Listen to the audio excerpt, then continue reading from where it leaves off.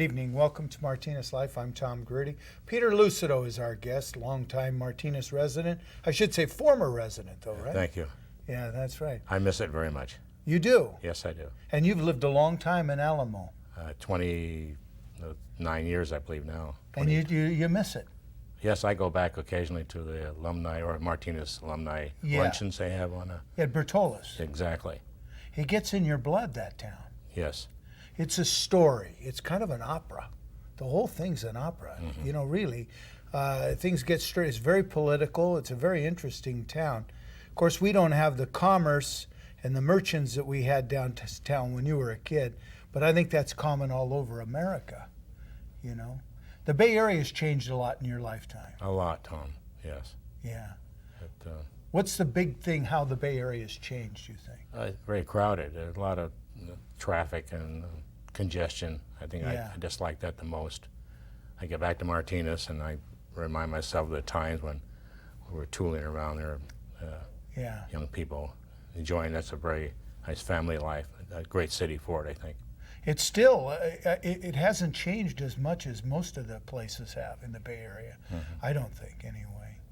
You also traveled all over the country, didn't you? And you were an expert welder, high-priced, the best. Well, thank you very much. You always felt that way. You know? Yeah, yeah. Have welding rod will travel kind of thing. Yeah. But I was in construction for 55 years. 55 years. Or belonged to the same union, and I. What was your union? Steamfitter union, local 342. Yeah. Very proud of. My dad was part of that, and most of the people they called Martinez Indians. The Martinez Indians. Yeah, the Turas, Quantum Mateo. Yeah, Elio Tura was a welder. Right. Quantum Mateo was a welder. A lot of them. Yeah. Yeah, great. And I look back at what they did for me when I served my apprenticeship. They were really very hard workers and very conscientious. How old were you when you got in the union?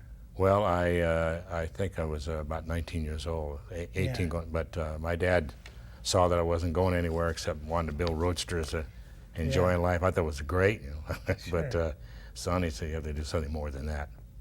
But you were an operator, because when I was a kid, there was the famous CC Riders. Oh, thank you. And you were, what the heck were you? You were the general manager and part owner or something, right? I was the man. All the bills came this way. The bills came your way. Right. Now, what were the CC Riders? Well, we want to say the semi-pro football team. Yeah. But really, it was club football. Yeah. And it started, I was president of the Alamo Alumni Club, Martinez. Yeah. And the members voted it out that year that they didn't want to support the football team anymore. Oh. So I went to, it bothered me a lot. I hated to see it happen when I was president of the club, but they'd had it for so many years, tremendous football teams they'd had. And so I went and talked to Ben Grafani. Yeah. And Ben told me the shortcomings of all that, and still he said he'd help me. And I was thinking about days of yesteryear where I would get to Sid Lippo to coach it, and he was inspirational. He would inspire all of us. We may not be very good football players, but he got us going on how much better we could be. So I decided I made it. I don't know if it was a terrible mistake because it cost me quite a bit of money. You know, it looked like it would be a real easy thing. And John Gonzaga was with the 49ers at the time, and he said, I'll get you some old 49er jerseys. I said, well, that'd be great. This is the first part of this. So he got me these cardboard boxes with stacks. I couldn't believe it. I said, wow, 49er jerseys. We really got this made. So I started taking them out. They're all tearaways. Yeah.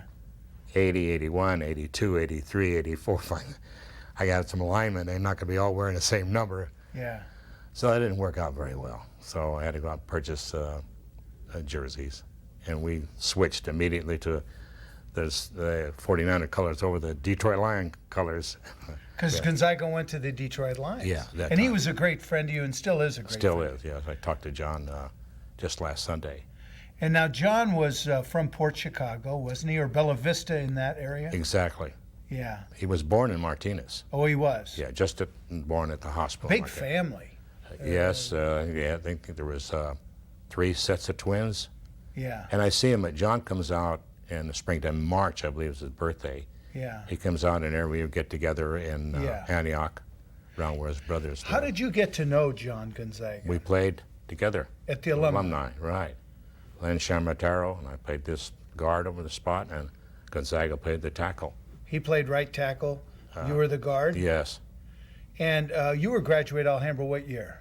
Well, at the alumni, I said 1947. I had to sit down in a hurry because the fellas in 47 weren't happy about that. So 1946. 1946, okay.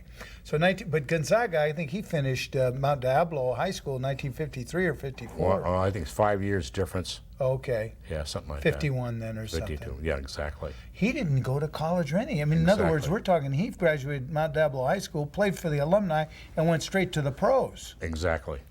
From your guys' alumni team, he went to the 49ers. Right. I think he learned a lot of bad habits with our team. Yeah. But yeah, it was very difficult for him because experience of playing club football really wasn't the best. But yeah, he had such a drive, and then when he tried out, they put him on a farm team. Yeah. He went to work for Westinghouse Electric Sunnyvale. Yeah. And when he made the 49ers, I think the signing bonus or the total wages for the year was about $5,750. Yeah. But he lived in Martinez for a while, and then Bruce Bosley moved out. In fact, Bruce Bosley moved in with John, his wife, in Martinez for the first year. Right. So they became very good friends. Yeah. In fact, when they were president alumni, the professional football alumni, John was president of the Detroit chapter, and Bruce was the president of the San Francisco chapter. Gonzaga got you a football when he played with the Detroit Lions and signed by the whole team. Yes. Yeah, he was very fond of you. Yes. But you were also great friends with Big Tony Pellegrini. Great. Great. Wasn't he your coach of the CC Riders? Exactly. Yeah. Tom, what happened the first year, Sid was out of the question. He wasn't interested. I didn't think didn't know what kind of jersey we were going to wear. Yeah. And I asked Louis Cuchamillo about coaching, and it looked like I might have him for a coach. And I really didn't talk to Anthony at the time, and Louis decided that it was more than he could handle with his family. So I asked Tony, and he welcomed the opportunity. And I thought he surprised me. He did a great job. And he was like 21 years old. Yes, and I think that was the problem. I think, people knew him, some of the football players were older than Tony. Yeah. And they knew that he didn't have the experience, and that bothered him. But I was very surprised. He was so sincere about he was a being natural coach. Yes. Natural coach. He coached me my whole life. Yeah. When I was 7, 8 years old, he started coaching me. He coached me up till he died. Yes. Talk on the phone, come by the house, see him. I have problems, sorrows. He'd coach me. Coach everything. Every time he saw me, he'd say, Peter Lucido, CC Riders. He just loved that. But what a greeting. greeting. We had a great time. Great time. Yeah. One time when John Gonzaga and was playing for the Detroit Lions, Tony Pellegrini and Paul Russo and a fellow named Leonard Valdivia and I flew to Los Angeles to see this game. Yeah. Floyd Peters, who was a close friend of Crockett. Crockett was on the football team with the Detroit Lions. In fact, he was John Gonzaga's roommate. Yeah. So we went and we enjoyed the game. Yeah. And we had a big party after that. Oh, great. The Detroit Lions were having dinner after the game, and here comes the trays of this and trays of that up to our room. Oh. Had a great time, and I worked for this company, had a lot of tickets to fly back and forth. They're just booklets. In those days, it was only like $12, $15 to fly. So we flew down, had a great time, and the sad part about it, those other three fellows are deceased now, and that was kind of tough. Yeah, that's right. I think about those days. Well, you look like you're healthy. Thank you. Yeah. That's supposed to be my wife, Your mother lived a long time. Yes. What was your mother, 90? Exactly, 92 years old. Anita Lucido. Yeah. When I was a boy, she used to work in the women's department of Penny's upstairs at J.C. Penney's on the 500 block of Main Street. Yeah.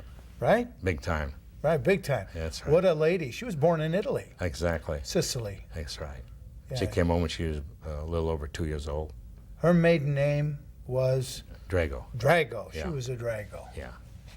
He had three uncles, 3 brothers of hers, and the oldest, Anthony, passed away just a matter of months after my mother did, and that was really tough because he seemed like a lot of the air gone out of his life too, and my mother passed away. Sal Drago, your uncle, wasn't he the cook at Mitch's Club for a while? No, it's Vince. Vince. Yeah. Vince. You know, Vince was at Mitch's. Vince was at Mitch's Club? the Y Club many years ago. Y Club. I was working with a fellow that was a general manager of the Denver Broncos football team. Oh, okay. Yeah, a fellow named Dean Griffin. When we had the teams, we're trying to get this, quote, professional league started on the West Coast. Yeah. And he called me and said he was interested in some of the ball players I had on my team. And I said, well, that's great. Let's get together. So he said he's going to be out in San Francisco, and I told him, when come out to Martinez, meet us at the Y Club. So it was The Y, that's a great place. right? So he had another fellow with him, and there was Anthony, Don Lloyd, myself, and two fellows of the Denver Broncos. Yeah. So I told him about the football players we had that might be interested in playing professional football. The L.C. Joyner, Oh, he was good. Ollie McClay. Good. Two guys from Pittsburgh. Right. L.C. Joyner, Ollie McClay. Yeah, Go we ahead. had Jack Larscheid. Oh, Jack was good. And then, you know, there might have been another two or three. I know it was with John Gonzaga's brother, Frank. Oh, Frank, yeah. So Frank tried out for the 49ers and didn't make it. Yeah. Okay? Now, we had a great meeting. He was really very happy with that, and he asked about the other teams in our league, if I knew some of the other fellows that they may be interested in. We got along on that part, and he asked if I was interested in scouting for Denver Broncos. And I thought, wow, I couldn't believe it. You must be looking at somebody else all behind my shoulder here. Anyway, we agreed. I thought it was great. I was going to work with former coach from College of Pacific, Moose Myers. Yeah. And Don Campora. Oh, yeah, Donnie Campora. And there was another backfield. I forget this other. Yeah. There was three people. So anyway, that worked out great, and we didn't have any contracts. Naturally, Yeah. we weren't professional. We weren't a professional team. So I don't know. It seemed like it lasted just a few weeks. Yeah. 6 weeks, 8 weeks. News, Oakland Raiders. From the Minnesota seniors moved to Oakland, and they become the Oakland Raiders or Oakland, the team. And God, it was shocked because I went down and talked to the owners of the team at Leamington Hotel and introduced myself, blah, blah, this and that. The owners of the Raiders? Yeah. And I forget Ed McGar. Wayne Valley. Wayne Valley, and a couple of people. I don't recall who they were, but anyway, what I found out the shock was that the American Football League at that time had cut up the United States into sections or parts of, Yeah. And this territory in the West Coast all became the territory in which the Oakland team had the choices of football players. So that went out the window. So the five guys you had looking for, right, of LC and Ollie McClay and other ones, right, and John Gonzaga's brother Frankie, those were ineligible to play for Denver. That's exactly right. I think LC Joyner played a year or so with the Raiders, didn't he? Though. Yes, he did. Jack, maybe 2 years. I'm not sure. Yeah, I thought he was one of the finest ball players. LC had the moves. When I was a kid, I saw him make plays at Alhambra Field. You guys used to play at Alhambra. Right. And then at halftime, you'd play this song by Chuck Willis. We'll see, right. Remember I still have it. You still have? That was a lot of work, Tom. Oh, I know it was. And soda pop out there, sell the tickets, we had entertainment at halftime. You guys had good entertainment. You had singers. You remember we had a fellow I'm trying to think of the fellow's name that had the club downtown. They built Virginia Hills, Frank Fermenti. Oh, yeah. Now, they let us use their place, and they had a group come in like, not the Ink Spots, but, it was a first class group. We laid a planking and everything down, and brought a piano out there. This group entertained at halftime out there. And we're doing everything we could. Yeah, to get the money, get it going. Well, you guys had a league. You went down and you played teams in L.A., teams in Fresno, teams around. Yeah. We played Orange County Rhinos. Yeah. And in those days, there was two teams in Southern California, Rhinos and Eagle Rock team. They played the Rams in a preseason game. So, and I tried to get the same thing going up here.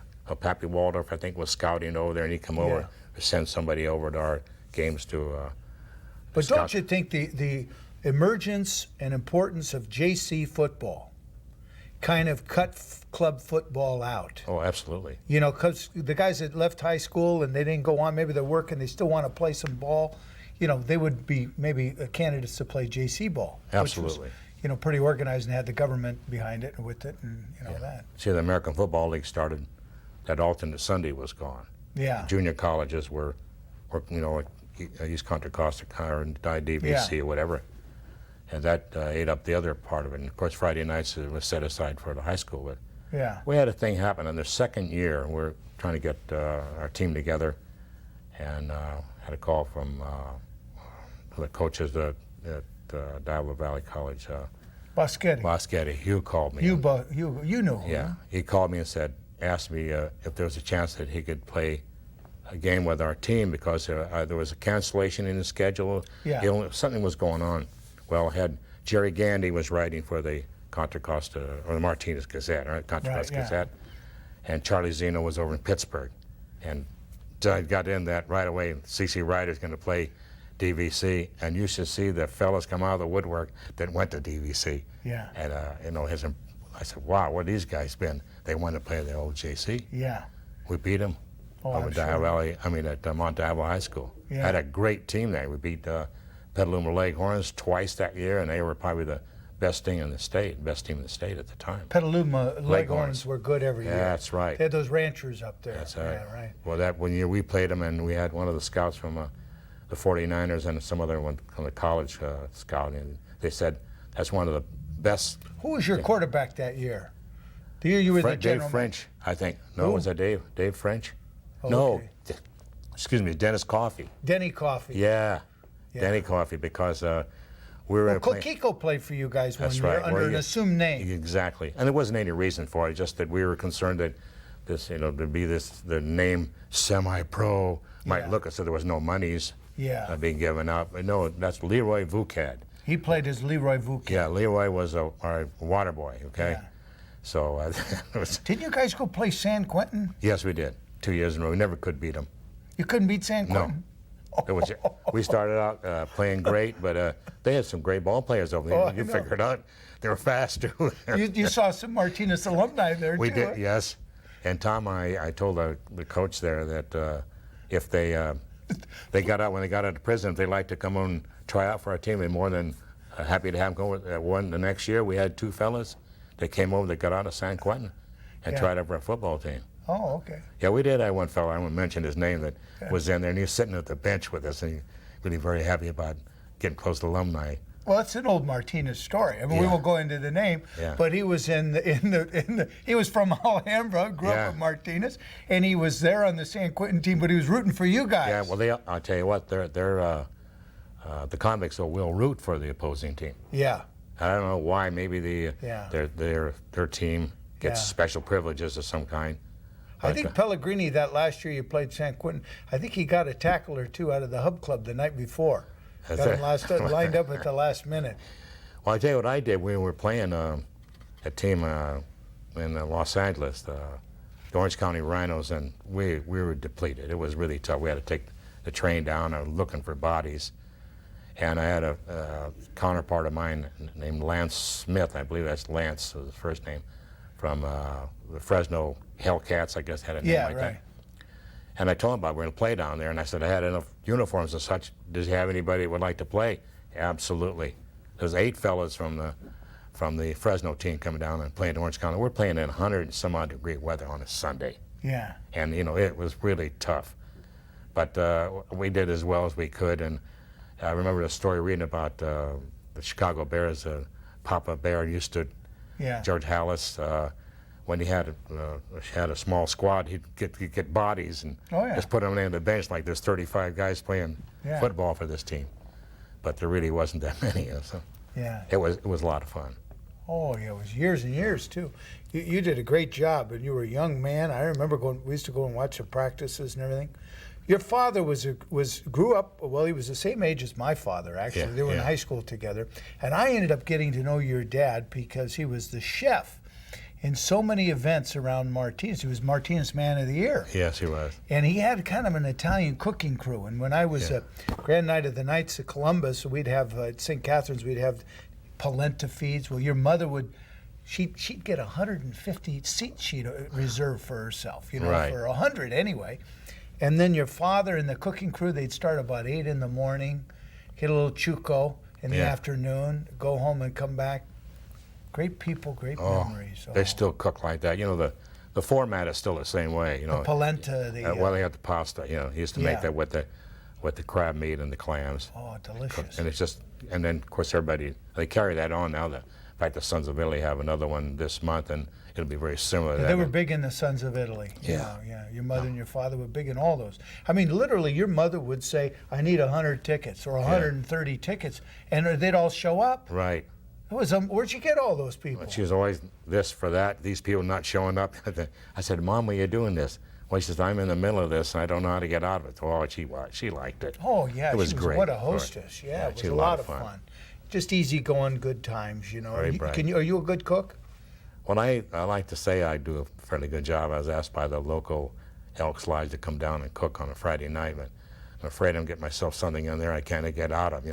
This is over in Alamo? No, here in Walnut Creek. Oh, in Walnut Creek. Yeah, I transferred to a local Elks Lodge because I was traveling up there, and I knew more people down here. Only my Uncle Sal was instrumental in getting me in the Elks in Concord. Yeah. He knew everybody by their first name. I knew everybody. Sal really. what? Drago. Oh, Sal Drago, Really didn't know everybody. But they're a nice bunch of people that I know. And, sure. I belong to Sir's Lodge here in Walnut Creek, and we meet there one Monday a month. Yeah. And you still go back and meet with your buddies in Martinez. Love it. I'm looking forward to, I think it's the third Thursday of the month, and I look forward to go back there. I went to their Christmas party, which I've been going for, I don't know, 4 or 5 years. In fact, I didn't get an invitation card that they were going to even have one, and I got a little nervous. I think I might even called your office, Tom, or Sparacino's or someone. Yeah.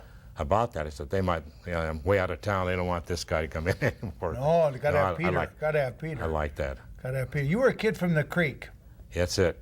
Isn't that where you were from? That's right. Buckley Street, the Creek. That's right. Right next door to DiMaggio family. Oh, right next door to Chucky. Yes, Chucky and Joe's aunt and uncle. In fact, his first cousin Sarah used to babysit me. And when Joe came out, and I guess it was 39 or 40, there was this Buick Roadmaster parked out in front of their house, had a New York license plate. You have to appreciate this, Tom. There was no curbs or sidewalks on Buckley Street in those days. It was just Buckley Street. And here's this car. It's like something that came out, dropped out of heaven, and here it is. And of course, I went over next door, and I was sitting there and downstairs, and Mrs. DiMaggio, Joe's aunt, was cooking something, and he came downstairs, and he kind of rubbed my head, and he said something to me, and Joe's aunt said, I'm cooking, she said something in Sicilian, like, I'm cooking something you like very much, and it was the chicken, but he liked the nicks. I didn't, well, I understand what she said. Yeah. And he relished the idea, and I watched him playing cards upstairs, and I seen the commercial one time, a billboard, Joe DiMaggio smokes Camels or whatever it was. And I watched him playing cards, and he had these Chesterfields or something, not vice versa. I thought, my God, he's smoking a brand that he doesn't advertise, and I thought it was kind of unusual, even a little kid.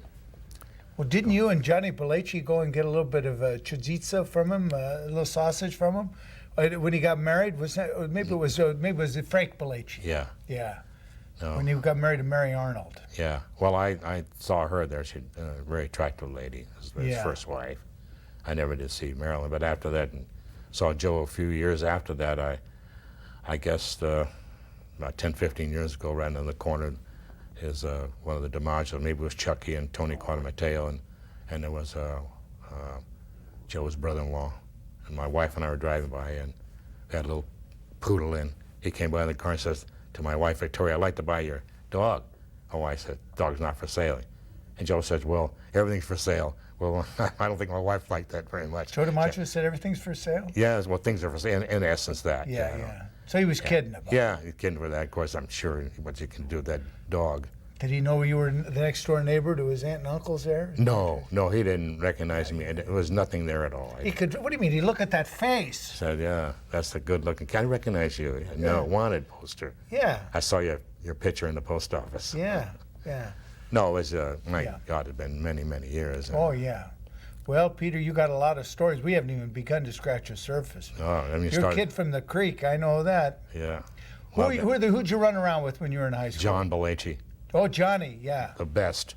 Really? John was one of the best athletes I ever been around. Believe me. I don't recall his record when he was in high school, but if you look back on it, you'll see like the first year he pitched. He only lost 2 games all year long, and that was to the kid Feresi. Don Feresi. Yeah, from Acalanes. Yeah, he went to the pros. Right, 3-1, 1-0 kind of games, okay? And I think when John played football, like myself, he went both ways. He played fullback and linebacker, and he made all kind of, I know he did that easily. And then baseball was the same way. I mean, basketball was the same way. And maybe there was an opportunity for him to run track, he probably would have done well there. For an all-around athlete, I thought he was one of the best I'd ever seen. Really? Yeah. Well, that's a I nice admired him very much. What was his nickname? What'd you call him when you were a kid? Well, I don't know. Probably John. I don't think I was anything What else. was your nickname? Patty. Patty. Yeah. You're still called Patty by That's the old right. guys. Yeah, I get Patty. caught once in a while. A guy says, to tell Patty, I said hello. I said, where'd you get that? I said, some fella knows you, said to say hello. And, Yeah. well, that came from I was named after my father's father, Peter Lucido. Yeah. My first cousin was Peter. Yeah, everybody's a Peter. Right. Peter, Patty, Paul, thank you very much. Good to see you. Thank you for your stories and your warm heart. Thank you very much. This is Tom Greerty. Until next time, we'll be seeing you. Keep the faith. Bye now.